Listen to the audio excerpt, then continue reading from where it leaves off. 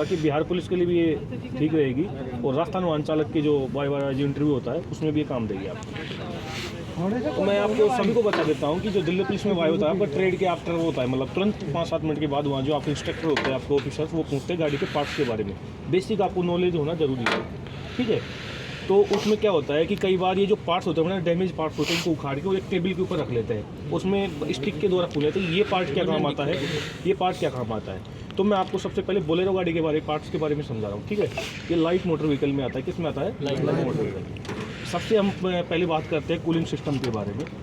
Cooling system को क्या होता है, शीतलक प्रणाली। गाड़ी का जो टेम्परेचर उसको मेंटेन करने में किसकी अहम भूमिका होती है, शीतलक प्रणाली, कूलिंग सिस्टम का। कूलिंग सिस्टम 2 प्रकार का होता है, एक तो अपना कौन सा होता है, वाटर कूल्ड, और एक एयर। वाटर कूल्ड में क्या होता है, पानी और कूलेंट का मिश्रण डलता है, और एयर कूल्ड में क्या होता है, डायरेक्टली बाहर से जो एयर लगती है तो उससे ठंडा हो जाता है, ठीक है। कूलिंग सिस्टम प्रणाली की जरूरत क्यों पड़ी है, पहले पता होना चाहिए कि व्हीकल के जो पार्ट्स होते हैं जो कास्ट आयरन के बने होते हैं, एक नियत टेम्परेचर पर ही काम कर सकते हैं। अगर इनको ज़्यादा गर्मा देंगे तो पार्ट्स आपस में चिपक जाएंगे। उनको मेंटेन, उनको चिपकने से या उनको सीज होने से बचाने के लिए इसमें क्या लगाया जाता है, कूलिंग सिस्टम लगाया जाता है। कूलिंग सिस्टम 2 प्रकार का होता है, मैंने सबसे पहले बताया, तो एयर कूल्ड, एक वाटर कूल्ड। इस गाड़ी में किस टाइप का है, वाटर कूल्ड। किस टाइप का भाई, वाटर कूल्ड। वाटर कूल्ड में सबसे पहले क्या था अपना, रेडिएटर। रेडिएटर को अपन कितने पार्ट्स में बांटते हैं, 3 भागों। सबसे पहले वाला पार्ट होता है अपना अपर टैंक। क्या होता है, रेडिएटर में अपर टैंक में कौन सा पानी आता है, गर्म पानी। कौन सा आता है, गर्म पानी। कहाँ से आता है, इंजन के जो होज पाइप है, आउटलेट पाइप, उसके माध्यम से स्टोर होता है। उसके बीच में इंजन का जो बीच, रेडिएटर का जो बीच वाला पार्ट, उसको क्या बोलते हैं, रेडिएटर का कोर। क्या बोलते हैं, रेडिएटर का कोर कौन सा होता है, जो प्लास्टिक के दोनों बीचों, दोनों अपर टैंक और लोअर टैंक के जो बीच में जो कोर होता है उसको रेडिएटर का कोर बोलते हैं। उसमें 2 टाइप्स के पार्ट्स होते हैं। एक तो होती है अपनी अपर टैंक से लोअर टैंक तक जो पानी ले जाता है उसको क्या बोलते हैं, ट्यूब्स। क्या बोलते हैं, ट्यूब्स। जो खड़ी वाली होती है ना उनको क्या बोलते हैं, ट्यूब्स। और एक वर्टिकल हॉरिजॉन्टल में जो आड़ी लगी होती है उनको क्या बोलते हैं, फिन्स। फिन्स का काम अलग होता है और एक ट्यूब्स का काम अलग होता है। ट्यूब्स का काम क्या होता है, जो अपर टैंक से लोअर टैंक तक जो पानी को सर्वाइव करती है, मतलब ऊपर से ले जाती हैं, उनके लिए काम आता है। और जब अपनी फिन्स होती है वो क्या कर ले, डायरेक्टली जो एयर आती है ना बाहर से उसको रोक के रखना और धीरे धीरे पास करवाना अंदर। क्योंकि अगर डायरेक्टली एयर निकल जाएगी तो ठंडा होगा ही नहीं पानी। तो फिन्स क्या करती है, उस एयर को, बाहर की जो एयर होती है ना, टक्कर मारती है, उसको स्लो करती है, उसकी स्पीड को, उसको रोक के रखती है। जैसे ही ठंडी हवा गर्म चीज़ के मतलब टच में आएगी तो इसका टेम्परेचर कैसा कर देगी, नॉर्मल कर देगी, ठीक है। दूसरी बात ये हो गई कि जो अपना रेडिएटर होता है किस पार्ट के, किस एलिमेंट का, किस धातु का बना होता है, कॉपर और एल्यूमिनियम का। ये क्यों बना जाता है कॉपर और एल्यूमिनियम का, इसका कारण होता है, पूछ लेते हो सीआईएसएफ में काफ़ी बार पूछा क्वेश्चन है कि कॉपर और एल्यूमिनियम का जो टेक्सचर मिक्सर होता है इसका इस वजह से होता है। एक तो लॉन्ग टर्म तक हम गाड़ी खड़ी कर देते हैं, भाई हमें काम नहीं आ रही। अगर ये लोहे का होता तो लंबे समय तक खड़ी होती, इसमें क्या लग जाती है, जंग लग जाती। इससे बताने के लिए इसमें क्या मिला गया, कॉपर और एल्यूमिनियम। तो लोहे का इस वजह से नहीं बनाया, कॉपर और एल्यूमिनियम का इसी वजह से बनाया। एक तो ये एलिमेंट है, धातु है, ये जो अपना टेम्परेचर इसको जल्दी कन्वर्ट करता है, मतलब टेम्परेचर को जल्दी कन्वर्ट करने में काम करता है। कॉपर का तो इस वजह से इसमें मिश्रण किया गया कि इसमें जंग ना लगे, और एल्यूमिनियम इस वजह से कि धातु का मतलब जो उष्मा से जो कन्वर्ट करता है वो फट करता है, ये जल्दी ठंडा कर देता है, ठीक है। इसके बाद बात करते हैं रेडिएटर का लोअर टैंक। जो अपर टैंक है ऐसे ही क्या है, नीचे लोअर टैंक, उसमें क्या स्टोर होता है, ठंडा पानी। कैसा पानी, ठंडा पानी। अपर टैंक में गर्म पानी आया इंजन के आउटलेट होज पाइप के माध्यम से, और उसके बीच में कोर, और कोर से होते हुए नीचे स्टोरेज किसमें हो गया, लोअर टैंक। अब लोअर टैंक अपना है नीचे, ठीक है। लोअर टैंक से पानी को वापस घुमाना पड़ता है इंजन की जो चारों दीवारें होती है ना। एक्चुअली में गाड़ी का कौन सा पार्ट ज़्यादा गर्म होता है, इंजन ही तो गर्म होता है। इंजन को क्या करना है, हमें नॉर्मल करना है टेम्परेचर पे, ठीक है, वर्किंग टेम्परेचर पे लाना है, ठीक है। वर्किंग टेम्परेचर पे लाने के लिए लोअर टैंक का पानी सर्वाइव कराना पड़ेगा, उसके टच में लाना पड़ेगा, वो किसी माध्यम से करवाना पड़ेगा, अपने आप तो जाएगा नहीं वो पानी, क्योंकि लोअर टैंक नीचे है और एक प्रेशर से उसको सर्वाइव करवाना है, अंदर रोटेट करवाना है। तो रोटेट करवाने के लिए इसमें क्या लगाया है, वाटर पंप। क्या लगाया है, वाटर पंप, जिसको वाटर बॉडी बोलते हैं, वाटर पंप बोलते हैं, ठीक है। वो एक्चुअल में एक मोटर होती है, क्या होती है, मोटर। मोटर का काम क्या होता है, जैसे हमें किसी बिल्डिंग या किसी मतलब एक फैक्ट्री में काम करते हैं, लोअर टैंक होद होता है पानी का, उस पानी में से ऊपर पहुंचाने का काम करवाते हैं ना, किससे माध्यम से जाता है, मोटर के पानी में। सेम कंडीशन इसमें अप्लाई हुई है कि जो लोअर टैंक है उसमें पानी नीचे स्टोरेज है, और इंजन के जो वाटर जैकेट से छिद्र है उसमें प्रेशर के साथ सप्लाई करवाना होता है। आराम से जाएगा नहीं पानी, यार कैसे चला जाएगा, नहीं जाएगा ना, लोअर टैंक से ऊपर कैसे पहुंच जाएगा, उसमें किसी प्रेशर का मतलब दबाव पड़ेगा जब तो जाएगा। इसमें प्रेशर कौन देता, वाटर पंप, ठीक है, क्या कहते हैं उसको, वाटर पंप। अब वाटर पंप को चलाने के लिए भी किसी चीज़ की जरूरत पड़ेगी, वो इलेक्ट्रिसिटी से नहीं चलता है, ध्यान रखना। वो किससे चलता है, वी बेल्ट के माध्यम से। किसके माध्यम से चलता है, वी बेल्ट के माध्यम से चलता है। वी बेल्ट इसके जस्ट पीछे लगे होते हैं, ये रबड़ के होते हैं ना, ये वी बेल्ट देख लेना आप सच में इसको। वी बेल्ट रबड़ की जो एक सर्कुलेटिंग टाइप में होती है, एक पट्टा सा। इसके तीन काम होते हैं मुख्यतः। सबसे पहले तो क्या करता है, एक तो फैन होता है ना, रेडिएटर का फैन, इसके पीछे पंखा लगा होता है ना, उसको चलाना। उसका काम क्या होता है उस फैन का, बाहर से एयर को अंदर की तरफ खींच लेता है।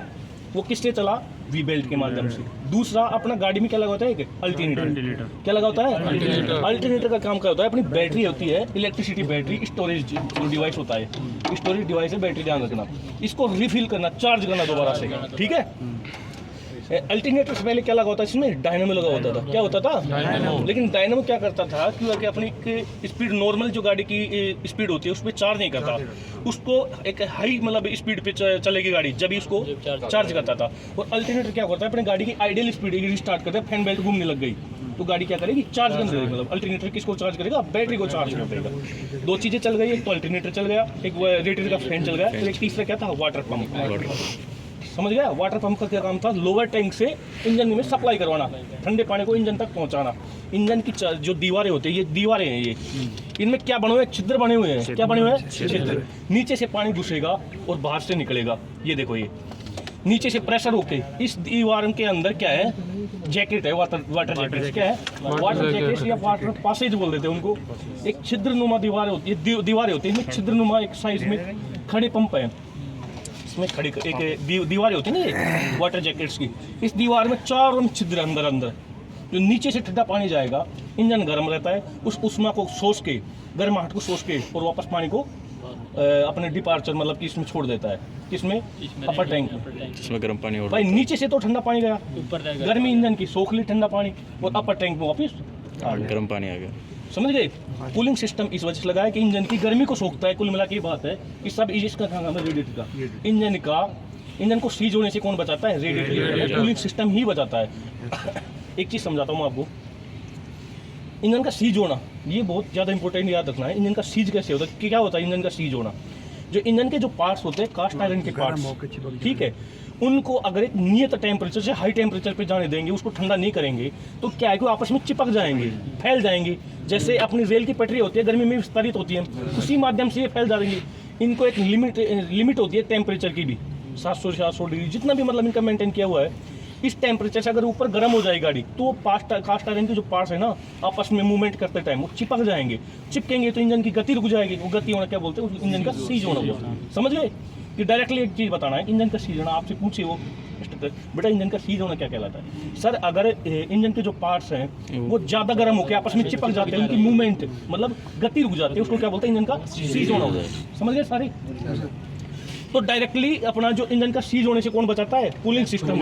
अब कूलिंग सिस्टम के 3-4 पार्ट होते हैं, ठीक है, मतलब सॉरी कूलिंग, इंजन को ठंडा रखना है, टेम्परेचर पे बनाए रखने के लिए 3-4 पार्ट काम करता है इसमें।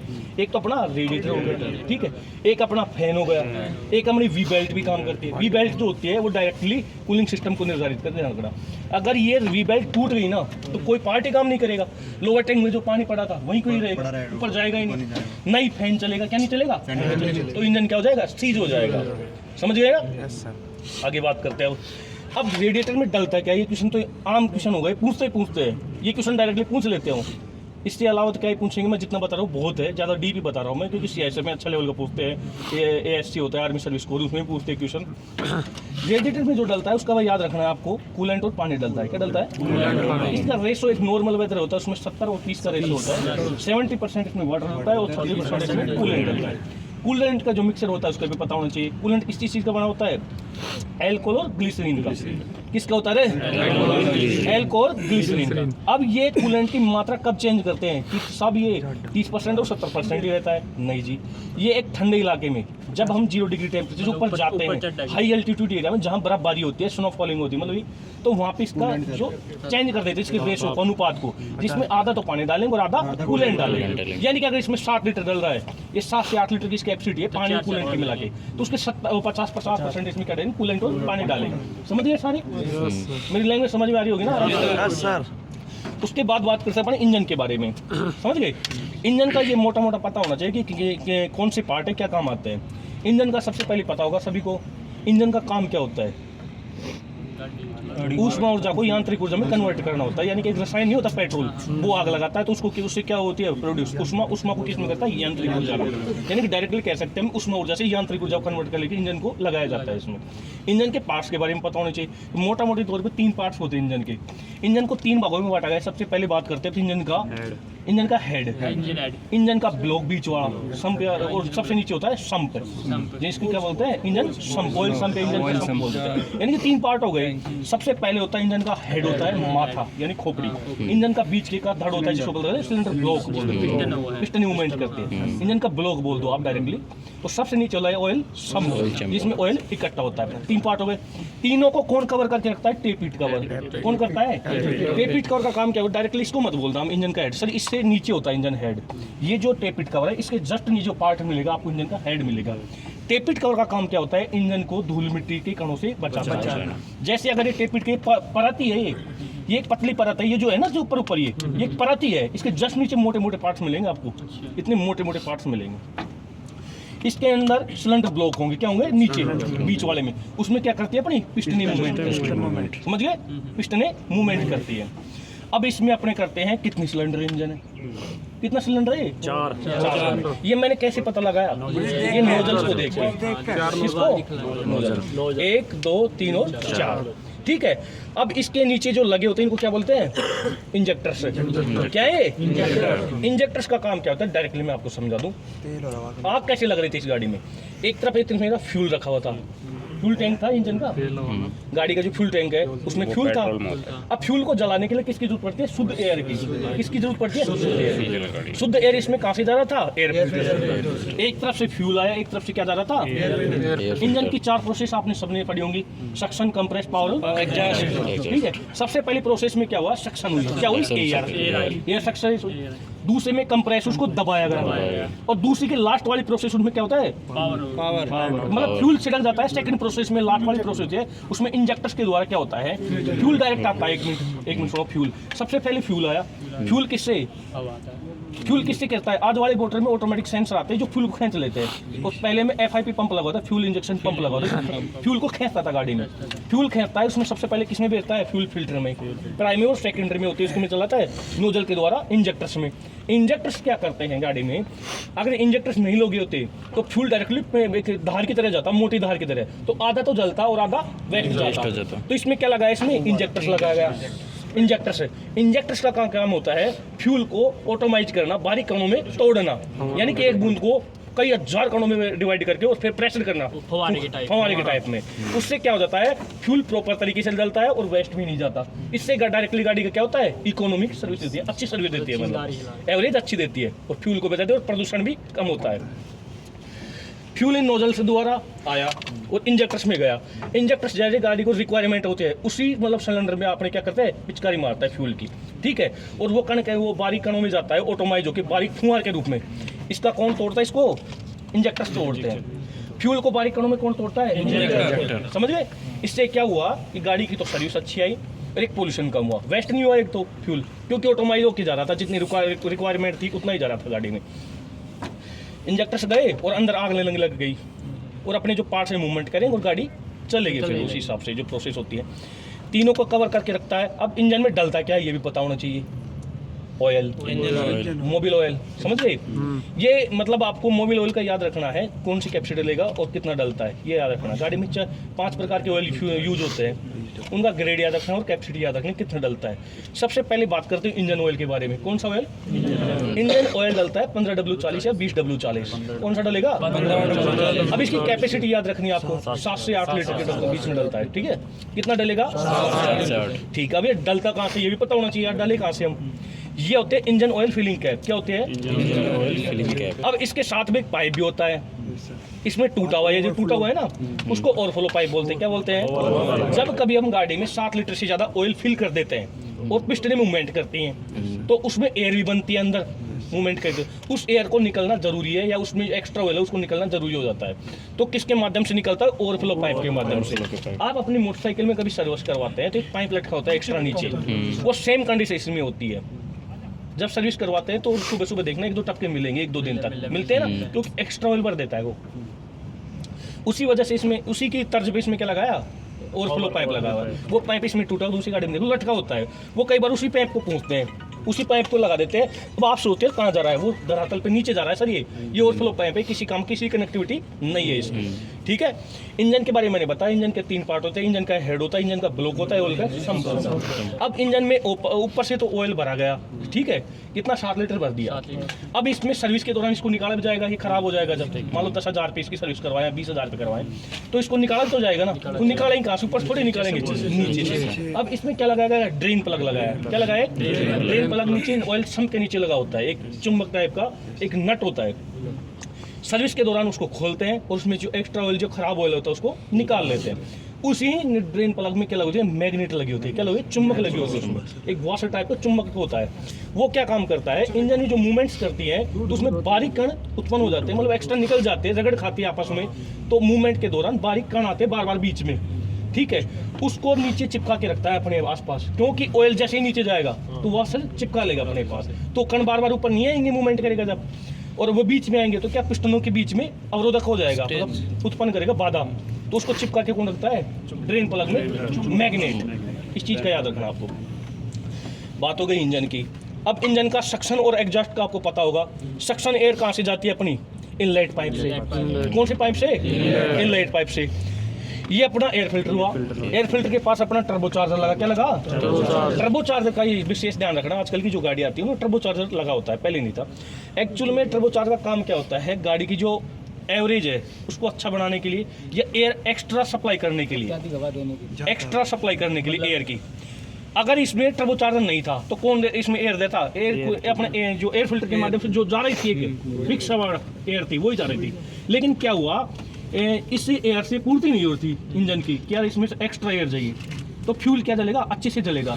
अब उस एयर को बनाने के लिए इसमें क्या लगाया गया? Turbo charger. टर्बो चार्जर का क्या काम होता है? इंजन से जो जली हुई जो धुआं होती है, जली हुई एयर होती है, उसको कन्वर्ट करके, साफ करके और वापस इंजन में सक्शन करवा देता है। अब एक तरफ से तो किससे गई? एयर फिल्टर से। एक कौन भेजा था? Turbo charger. तो डबल पावर हुआ एयर का, डबल पावर हुआ, तो इंजन को प्रॉपर एयर मिली, प्रॉपर एयर मिली तो अच्छे से फ्यूल जलेगा, अच्छे से फ्यूल जलेगा तो इंजन की जो पावर है एक्स्ट्रा निकलेगी। इसी वजह से क्या लगा है इसमें? Turbo charger. समझे? Turbo charger. Turbo charger directly कह सकते हैं कि इंजन की पावर को बढ़ाता है। क्या बढ़ाता है? इंजन की पावर। क्यों जी? कि एक तो एयर फिल्टर से अपन एयर दे रहे थे, उससे पूर्ति नहीं हो पा रही थी, उसमें एयर को एक्स्ट्रा पूर्ति करवाने के लिए कौन लगाया इसमें? Turbo charger. भाई एक तो मैंने 1 लीटर दूध पिए और उसकी सारी 1 लीटर हमें बादाम और मिल जाए तो एक्स्ट्रा एयर बनेगी, पावर बनेगी ना। वही काम इसमें हो रहा है टर्बो चार्जर का, ठीक है। सक्शन किससे हुई? इनलेट पाइप के द्वारा, और एग्जॉस्ट हुई किसके द्वारा? एग्जॉस्ट पाइप के द्वारा। मतलब यहाँ से तो एयर शुद्ध गई और जली हुई चौथी प्रोसेस में एयर निकलती है इसके माध्यम से, एग्जॉस्ट पाइप से निकल गई।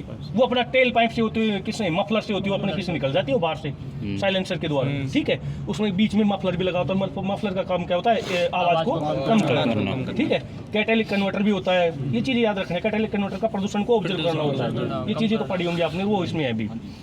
उसकी